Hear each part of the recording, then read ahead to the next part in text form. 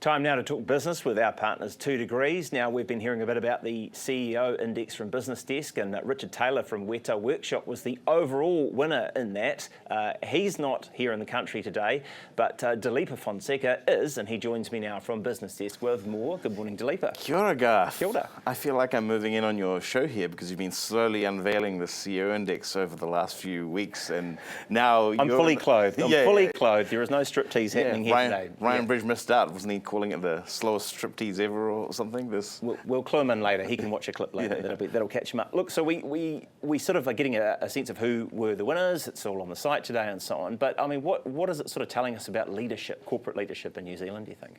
Yeah, so the overall winner was Richard Taylor, CEO of, the co-founder of Weta Workshop, and the winner of the startup category, Mario from Pickpock, which you had on. Your listed company was Rod Duke from the Briscoe Group, and public sector CEO we also awarded, which is Christine Stevenson, who's the CEO of the Customs Service, which actually, just as a side note, Customs actually collects over 10% of the government's revenue. So it's although it you want them flies on the money. although it flies under the radar, it is it's a massive part of the government as well, massively important for the government. And I think one of I didn't choose these. There was an independent panel that chose it. Business Desk kind of fed in a little bit of our knowledge in terms of a long list of, hey, look, this is the big list that you can choose from. And then it's, largely a panel that kind of made sort of some of the more, the finer grained decisions. But what I like about what they've chosen around this is that, there's a lot of, it's about leadership rather than just, what is the biggest company and what is the biggest deal, and best results or whatever. Which actually we don't really recognise that so much in New Zealand, and we definitely don't necessarily try to quantify it. And there was quite a kind of rigorous criteria and detailed criteria that we went through. And I mean, I guess if you think of somebody like Richard Taylor, he's somebody who's not only just leading, his own company, he's also out there, doing the hard work for New Zealand Inc., promoting New Zealand in markets like China, and also trying to, I guess, promote, nationally this kind of idea that, we should be focused on creativity and, and the creative industries as well as, just our traditional kind of business areas. Probably all those Oscars on the mantelpiece probably help them sell that a little bit too. Yeah, well, you got to start from somewhere, right? That's a pretty good platform to start from. Now, thinking about starting things, the infrastructure pipeline, it looks like it's growing, but maybe not too far. What's happening there? Yeah, so it's ticked up to 275 billion. That doesn't mean that we've all of a sudden, gotten, a way to pay 30 for billion more of projects or something.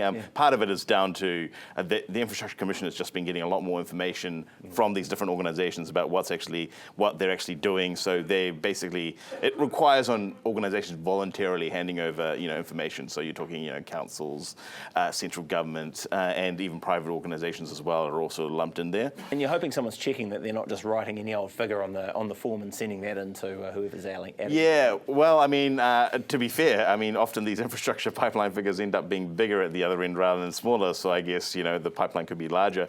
But the I guess the one of the criticisms that's being sort of raised is now that we've got a bit more detail about it, we can actually see that in terms of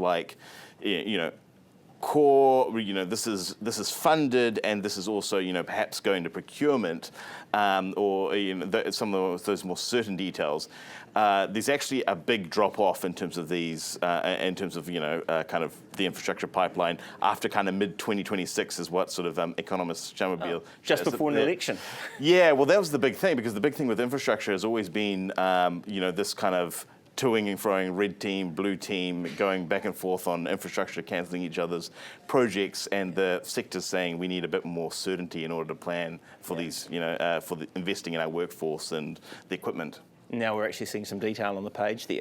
And now, there's some rumours floating around about the NZX and the ASX, and when I heard these, I thought, oh, right, so we're selling it to the Australians. How wrong am I? Well, so it's actually a rival to the ASX. So it's called CBOE, which it handles about 20%, I think, of the kind of traded stocks in Australia. And the thing is, it used to be called, I think it was the Chicago Board Options Exchange, so that gives you, Chicago, and so this, it's kind of rumored. I don't think NZX has confirmed anything, but there's been some frustration on the Australian end, I guess, especially from like kind of the regulator around the ASX fees and things like that. They want.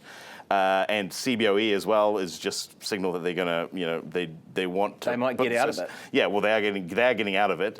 So what's up to question is who's going to buy it. And NZX has actually, even before these rumours, has also been floated out there as.